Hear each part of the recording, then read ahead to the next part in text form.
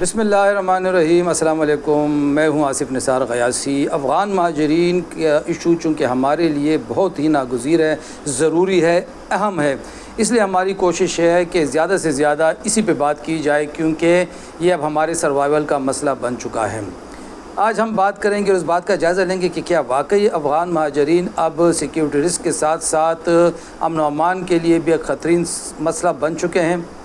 کیا یہ معاملہ اب ختم ہو جانا چاہیے؟ کیا اب وہ وقت نہیں آ چکا کہ انہیں باعزت طریقے کے ساتھ وطن واپس بھجوا کر جرائم کی شرح میں کمی کو لانا ممکن بنایا جا سکے؟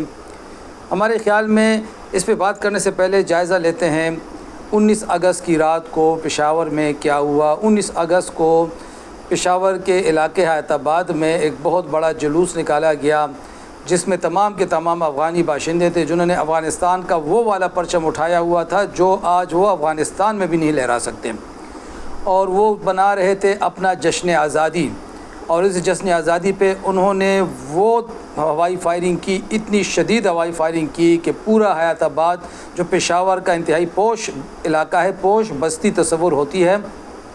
محفوظ علاقہ تصور ہوتا ہے پشاور کا، وہ علاقہ ہوائی فائرنگ سے گونج اٹھا۔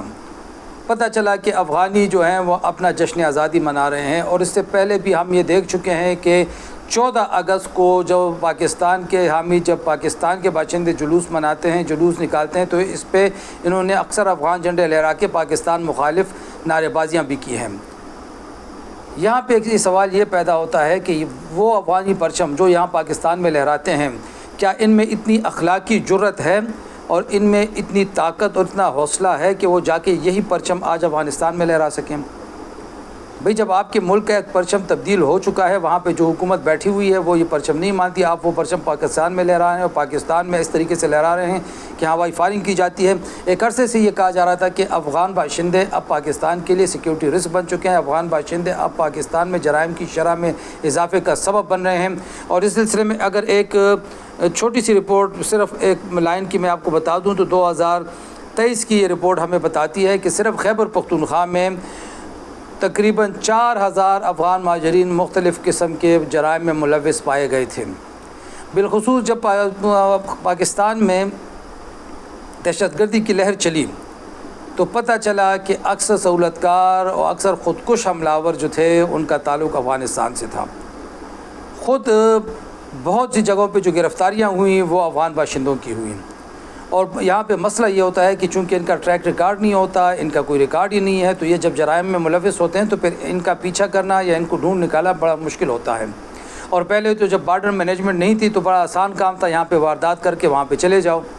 خصوصاً جب اشرف غنی اور حامد کرزئی کی حکومتیں تھیں تو پاکستان مخالف سرگرمیوں کا مرکز بنا ہوا تھا افغانستان، اور یہاں سے لوگ جرائم کر کے وارداتیں کر کے آرام سے افغانستان میں جا کے عیش و عشرت کی زندگی گزارا کرتے تھے۔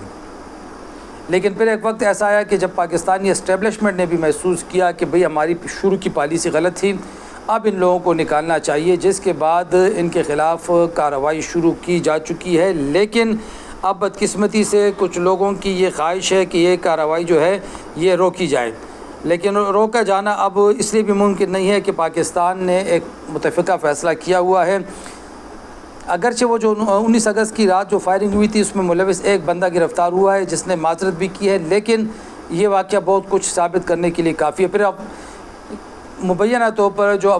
اسلام آباد میں قبضہ گروپ کا ایک سرغنہ تھا وہ بھی اب افغانی تھا، نامی گرامی، جس کے بڑے ہی تعلقات تھے، اس کو بھی ڈپورٹ کیا جا چکا ہے۔ پاکستان کی بات کریں تو پاکستان بالخصوص خیبر پختونخوا میں کاروبار کی اکثریت پہ افغان مہاجرین قابض ہیں، چاہے وہ کسی بھی قسم کا کاروبار ہو، مائننگ ہو، جنگلات میں درخت کاٹنا ہو، کپڑے کا کاروبار ہو، تجارت ہو، سبزی ہو، پھل ہوں، خشک پھل ہوں، میوہ جات ہوں، غلہ ہوں، کوئی بھی کاروبار افغان مہاجرین اس پہ قابض ہو چکے ہیں، اور یہ حکومت پاکستان کو 1 ٹکے کا ٹیکس بھی نہیں دیتے۔ جب لاکھوں کماتے ہیں، کروڑوں کماتے ہیں، پھر یہ افغان مہاجرین کہلاتے ہیں، اور جب ان کو یہاں سے نکالنے کی بات کی جاتی ہے پھر کہتے ہیں کہ ہم تو پاکستانی، ہمارے تو 50 سال ہو گئے ہیں، ہمارے ساتھ انصاف کیا جائے۔ اگر ہم کاروبار کی بات کریں تو یقین مانیں کہ اس وقت پاکستان کے بڑے بڑے کاروباری گروپوں میں یہ لوگ شامل ہیں۔ اگر موجودہ افغانستان کی بات کریں بلکہ پورے افغانستان کی ہسٹری کو آپ دیکھیں، وہاں پہ کبھی بھی کسی بھی پاکستانی باشندے کو، چاہے وہ پختون ہو، پنجابی ہو، کوئی بھی ہو، کبھی بھی افغانستان میں آزادانہ کاروبار کی اجازت نہ ملی تھی، نہ ملی ہے۔ جب بھی وہاں پہ کوئی پاکستانی کاروبار کرنا چاہتا تو اس کو ایک افغانی کو آگے کرنا پڑتا۔ آج اب طالبان نے بھی یہ پالیسی بنائی ہے، وہاں پہ جا کے آپ کمپنی کھولیں گے، کمپنی میں ایک افغانی آپ کے ساتھ ہوگا، کم از کم 50 لاکھ روپے پاکستانی لگا کے آپ وہاں پہ کمپنی کھولیں گے اور افغانی کو آگے رکھیں گے، پھر جا کے کاروبار کریں گے۔ تو پاکستان میں ہم نے ان کو کھلی چھوٹ کیوں دی ہوئی ہے؟ ہم نے تو پہلے بھی ایک بلاگ میں مطالبہ کیا تھا کہ پاکستان کو بھی افغانستان کی وہی پالیسی یہاں پہ لاگو کرنی چاہیے۔ اگر کوئی کاروباری لوگ یہاں موجود ہیں، کاروبار کرنا چاہتے ہیں، ویزے پہ کرنا چاہتے ہیں، تو کمپنی بنائیں، ایک پاکستانی کو اپنے ساتھ رکھیں، پھر کاروبار کریں، ورنہ یہاں سے